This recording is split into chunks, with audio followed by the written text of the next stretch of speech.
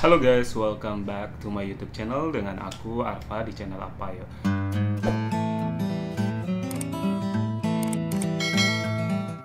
Mohon maaf ya kalau ada suara-suara, soalnya Norku lagi ada di rumah, terus dia lagi nyalain AC.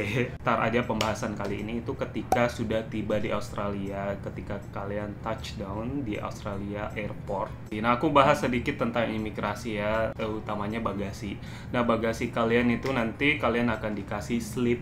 Istilahnya itu klaim bagasi, nanti kalian di pesawat sebelum tiba akan dikasih kayak klaim bagasi, apa isi bagasi kalian. Di situ ada jenis-jenis makanan yang ada di bagasi kalian dan kemungkinan nggak bisa masuk ke Australia. Tapi prosesnya itu sebenarnya cepat, cuma di imigrasinya itu agak lama karena banyak penumpang dan satu persatu dilayani kan. Tapi ketika kalian udah keluar dari imigrasi, kalian bakal menemukan dua jalan itu yang kalian merasa aman, bagasi kalian, sama yang kiri itu pemeriksaan isi koper kalian. Jadi kalau kalian sudah menandai barang-barang yang kemungkinan nggak boleh, itu bakal diperiksa, dibuka koper kalian. Kalau misalkan kalian ke jalan yang nggak klaim bagasi kalian, ketika dibuka ditemukan barang yang nggak boleh, misalkan rendang, daging. Bermasalah itu yang daging-dagingan guys, itu nggak boleh, takutnya ada sesuatu kayak kuman, bakteri yang masuk, akhirnya mempengaruhi industri peternakan atau dan sebagainya, itu yang dihindari. Tapi kalau kalian udah klaim terus dibuka, oh ternyata ada kayak misalkan aku kemarin kasusku itu abon sapi itu ternyata nggak boleh, jadi mereka sita, terus udah mereka ambil karena aku klaim dari sananya ya, telah disita, aku akhirnya bebas lah, istilahnya keluar dari pemeriksaan koper itu. Pastiin kalian klaim bagasi kalian kayak misalkan rokok, biji-bijian, produk olahan makanan. Tapi pengalaman pribadiku yang diperiksa itu rokok sama bahan makanan guys. Jadi itu kalian harus concern ya, jangan sampai kalian masukin makanan tersebut akhirnya diperiksa tanpa kalian catat di selembaran itu, dan akhirnya diperiksa dan akhirnya kena denda sebanyak $5.000. Jadi ada kasus begitulah. Jadi hati-hati ketika kalian udah tiba di Australia, itu hal yang pertama ya. Di bandara prosesnya sebenarnya mudah, tapi kalian harus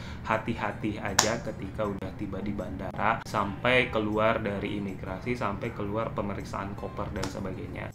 Nah, ketika kalian sudah di bandara, kalian akan menemukan outlet SIM card. Yang kalian harus pertama itu beli itu adalah SIM card guys. Aku kurang paham ya kalau SIM card yang lain. Kebetulan aku pilih Telstra. Kemarin kan ikut sama teman, jadi aku ngikut aja pilih Telstra dan biayanya itu $50.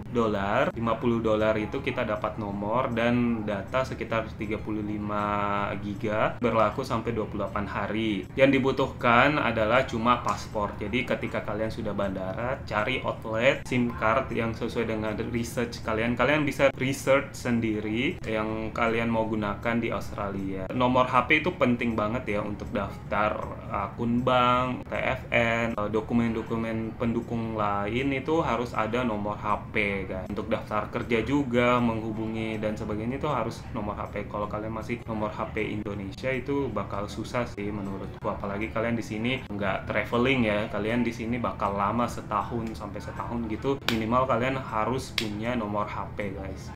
Hal kedua yang harus kalian lakukan itu membuat akun bank kalian, karena itu penting buat pekerjaan, untuk transfer dan sebagainya. Untuk dapat debit card ini buat bayar-bayar. Karena aku udah bikin video persiapan sebelum ke Australia, kalian udah bisa daftar bank, Commonwealth Bank atau Combank. Kalian udah milih outlet atau cabang yang kalian mau datengin, ya kalian datengin cabang tersebut. Udah sampai di sana, udah ngantri dan sebagainya. Sebenarnya nggak bakal ngantri lama sih, tergantung cabangnya ya. Misalkan kalian pilih yang di pusat bakal rame otomatis, tapi kalau kalian pilih yang nggak terlalu rame juga bakal cepat. Terus sampai di bank, di sana itu cuma diminta nomor HP, alamat, paspor, dan kalau bisa kalian dari Indonesia print out grand notification dari imigrasi. Jadi kalian print out aja untuk jaga-jaga, kalian tinggal liatin. Terus itu aja prosesnya, kalian udah punya akun bank, uang cash kalian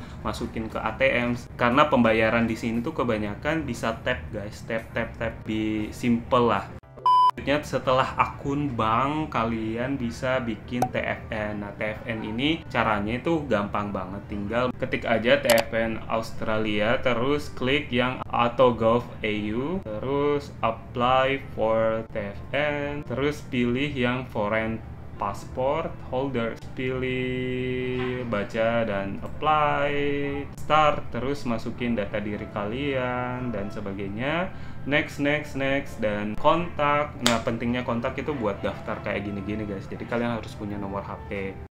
Itu 3 hal yang paling penting ya: beli SIM card, daftar akun bank, terus bikin TFN. Terus selanjutnya ini opsional, kalian bisa bikin RSA dan food handling buat yang mau kerja di resto. RSA ini buat kalian yang mau kerja jadi waiter atau food runner, drink runner, itu pasti ditanyain hal-hal seperti itu. Buat yang mau kerja jadi kitchen hand, karena yang gampang itu, yang gampang keterima itu kayak kerjaan-kerjaan gitu guys. Jadi yang nggak butuh banyak pengalaman, tapi nggak butuh lama lah waktunya buat kalian bisa kerja gitu. Bikin RSA just in case atau food handling, pasti diminta food handling ini buat yang mau kerja di back of house kayak kitchen, cook, atau chef. RSA dan food handling ini beda-beda tiap state ya, ada khusus Victoria, ada khusus New South Wales, ada khusus Northern, ada khusus West. Jadi kalian pilih sesuai dengan state kalian. Untuk linknya sendiri itu ada beberapa. Kalau aku rekomendasi itu ada 2 link yang bisa kalian akses. Pertama ada Clear to Work, nanti aku masukin linknya.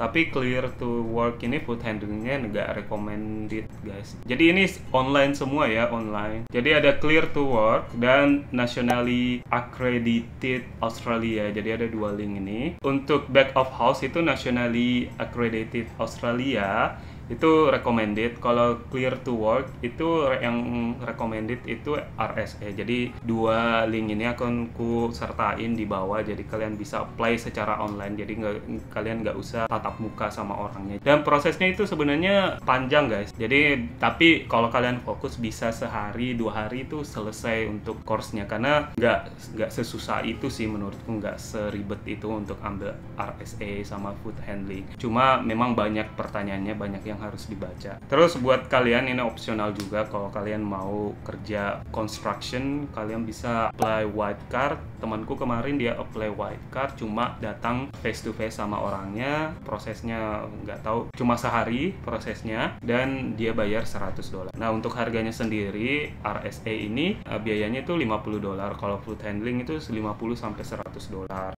Selanjutnya, ketika kalian juga ngabisin waktu udah sampai di Australia, kalian bisa door to door CV sesuai dengan skills kalian, atau misalkan sesuai dengan pengalaman kalian, atau sesuai dengan minat kalian mau kerja di mana. Biasanya itu kebanyakan mereka naruh di depan pintu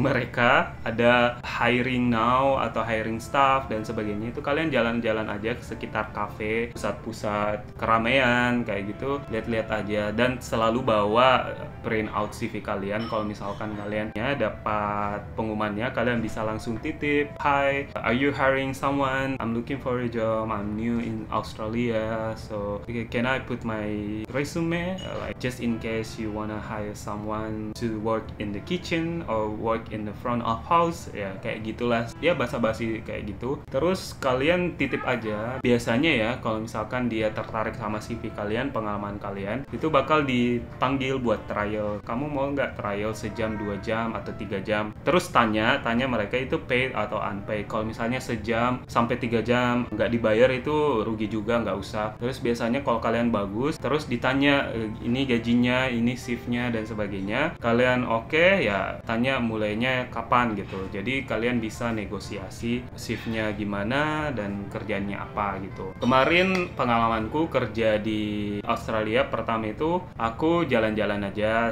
tebar CV, titip CV. Mungkin agak susah ya karena backgroundku ya nggak ada background sama sekali di resto dan sebagainya, apalagi di cafe. Tapi aku coba sebar CV, terus dari ya sekian banyak itu cuma satu yang nelpon. Terus akhirnya aku kerja, dapat pengalaman lah, uang untuk bertahan hidup selama 2 minggu. Akhirnya aku apply lagi di resto yang lebih bagus, gajinya lebih lumayan dan shiftnya lebih banyak gitu. Jadi akhirnya aku kerja di resto itu dan pindah ke sana.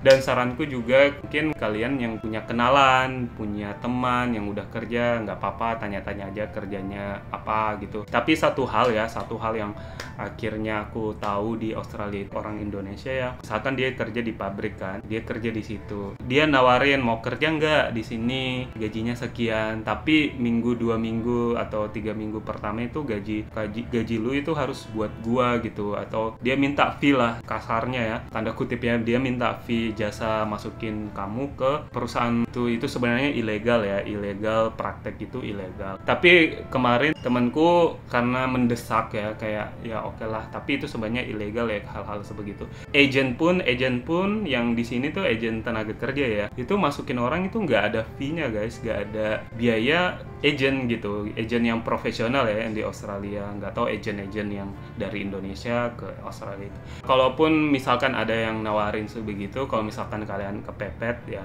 namanya juga di Australia serba mahal, menurutku kalian pertimbangkan lagi. Aku nggak saranin hal-hal seperti itu karena itu sebenarnya ilegal guys. Kalian pertimbangkan sendiri plus minusnya. Door to door ini ada tipsnya ya, buat kirim CV door to door itu pilih jam-jam yang nggak sibuk guys. Kalau misalkan kalian di cafe di sini operasinya jam 7 sampai jam 3 ya. Jam 3 itu udah mau sepi pelanggan, jadi kalian keliling ngitarin kafe-kafe, pusat-pusat keramaian itu sekitar jam-jam mau closing gitu, jam-jam 3. Biasanya itu lebih cepat, lebih worth it. Terus kalau resto itu biasanya jam-jam 4 sampai jam 5 itu udah pergantian shift, udah nggak terlalu lama. Jadi jangan datang pas, misalkan pas kalau di resto pas makan siang gitu, nggak bakal guys, nggak ada bakal waktu buat menggubris kalian. Untuk cafe juga, misalkan orang tuh ngafe itu sibuknya itu jam-jam 1, jam 12 gitu. Untuk ngopi juga jam 12 lah, jangan datang jam 12, itu bakal nggak digubris juga. Jangan terlalu berharap ya, di sini pengalamanku jangan terlalu, misalkan kalian mereka tuh vibe-nya orang sini tuh welcome banget. Jadi jangan GR juga ketika kalian udah, wah dia impressionnya bagus. Walaupun impressionnya bagus itu yang nentuin kalian kerja atau tidaknya ya bakal dapat shift selanjutnya gitu. Jadi jangan terlalu GR lah. Intinya kalian jangan menyerah buat cari peluang yang lain gitu. Jangan terlalu stick to satu tempat kerja gitu. Usahain cari yang bervariasi. Di video ini aku bilang ada modal buat beli sepeda. Kalau misalkan kayak useless dan sebagainya, kalian bisa DoorDash guys pakai sepeda. Istilahnya GrabFood, GoFood gitu, kalian bisa pakai sepeda. Dengar sih, soalnya aku belum pernah ya. Pemasukannya itu lumayan buat seminggu gitu. Dan bakal ada momen guys, bakal ada momen yang kalian udah berusaha maksimal itu nggak ada hasilnya. Jadi rezeki orang beda-beda lah. Ada yang seminggu, 2 minggu, 3 minggu, atau 4 minggu baru dapat kerja. Itu normal banget di Australia, normal. Kalian, apalagi kalian yang baru di sini, tetap berusaha aja, karena biasanya itu kalau makin mepet itu makin kreatif kan, pikiran kita makin maksimal lagi usahanya. Semoga lancar-lancar aja ketika udah tiba di Australia dan sampai dapat kerja yang lumayan gajinya. Thank you for watching, I'll see you next vlog, bye.